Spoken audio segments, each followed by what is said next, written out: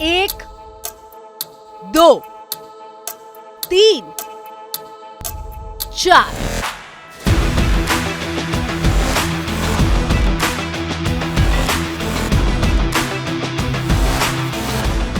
लक्षद्वीप में समंदर किनारे बैठे प्रधानमंत्री मोदी की इन तस्वीरों ने मालदीव को बेचैन कर दिया।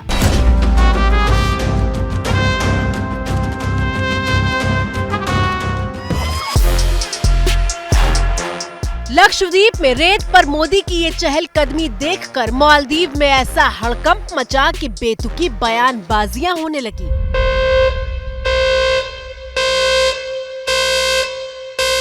पहले जरा सुनिए प्रधानमंत्री मोदी का वो बयान जो उन्होंने लक्षद्वीप दौरे के वक्त दिया था। लक्षद्वीप की सुबह देखकर मन प्रसन्न हो गया। लक्षद्वीप की सुंदरता को शब्दों में समेटना बहुत मुश्किल है।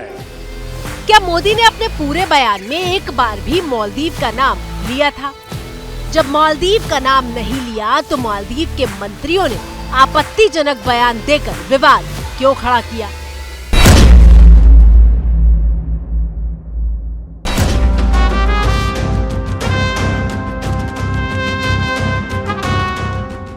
मिसाल के तौर पर मालदीव में सत्ताधारी पार्टी के नेता जाहिद रमीज ने लिखा कि लक्षद्वीप और मालदीव की तुलना करना ही गलत है। भारत वो सुविधा कैसे दे सकता है जो मालदीव देता है?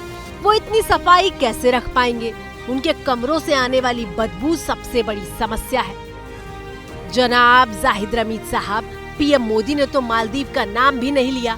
तुलना तो खैर बहुत दूर की बात है, लेकिन जाहिद रमीज का ये ट्वीट उस सोच को बताता है जिसकी वजह से ये पूरा विवाद खड़ा हुआ।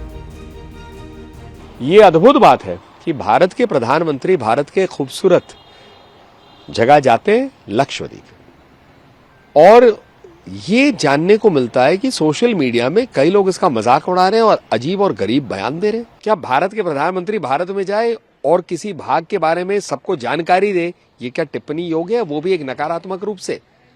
ये भी जानने को मिला है कि शायद मालदीव में कई लोग अजीब और गरीब बयान दे रहे हैं। ये वहां की मानसिकता और स्थिति को दर्शाता है।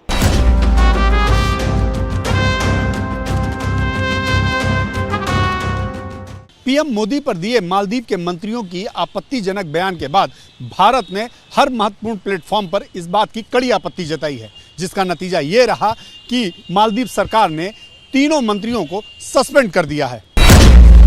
मरियम शियूना, मालशा शरीफ और अब्दुल्ला महजूम माजिद, ये वो 3 चेहरे हैं जिनके खिलाफ भारत की कड़ी आपत्ति के बाद एक्शन लिया गया है। मालदीव की सरकार ने इनके बयानों को निजी विचार बताते हुए खुद को इससे अलग किया है।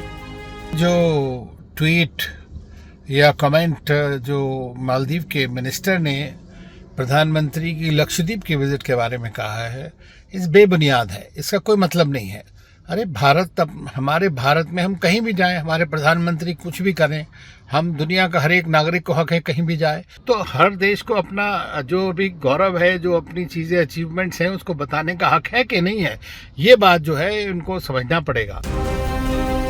आपकी स्क्रीन पर मौजूद ये तस्वीरें विदेश मंत्रालय के बाहर की हैं, जब मालदीव के हाई कमिश्नर को तलब किया गया था। मालदीव के हाई कमिश्नर इब्राहिम साहिब सफाई देने पहुँचे और महज 5 मिनट के भीतर बाहर भी आ गए। लक्षद्वीप की तारीफ के बाद मालदीव के बर्ताव का मुद्दा इतना बड़ा हो गया कि सोशल मीडिया पर बॉयकॉट मालदीव्स ट्रेंड करने लगा। अक्षय कुमार से लेकर सलमान खान जैसे बॉलीवुड स्टार लक्षद्वीप घूमने की वकालत करने लगे।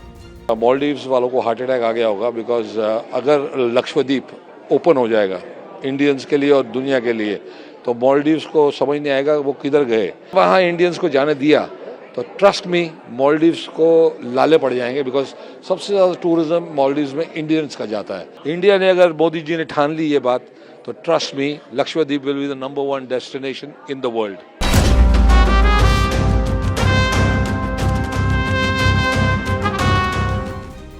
मालदीव के रवैये पर भारत में नाराजगी इतनी ज्यादा बढ़ी कि मालदीव जाने वाले पर्यटकों ने अपनी बुकिंग कैंसिल करवानी शुरू कर दी। सोशल मीडिया पोस्ट के जरिए दावा किया जा रहा है कि भारतीयों ने मालदीव में 8000 से ज्यादा होटल बुकिंग कैंसिल कर दी है और करीब 2500 फ्लाइट की बुकिंग भी कैंसिल हो गई है। इन आंकड़ों की पुष्टि तो अभी नहीं हुई है, लेकिन 24 घंटे के भीतर दिल्ली से मालदीव तक जाने वाली फ्लाइट का किराया 1/3 तक कम हो गया है। 24 घंटे पहले दिल्ली से मालदीव के माले एयरपोर्ट जाने वाली जिस फ्लाइट का किराया 45,000 रुपए था, 24 घंटे बाद 8 जनवरी की दोपहर तक वो 17,000 रुपए पर आ चुका था। टूर कंपनी ईज माई ट्रिप के को-फाउंडर प्रशांत पित्ती ने तो खुलकर ऐलान किया कि उनकी कंपनी मालदीव की कोई बुकिंग नहीं लेगी। हमारी कंपनी ने रिसेंटली ये डिसीजन लिया है कि भारत से जो 3 लाख लोग हर साल मालदीव जाते हैं, उनकी बुकिंग हमारी कंपनी ईज माई ट्रिप अब स्वीकार नहीं करेगी।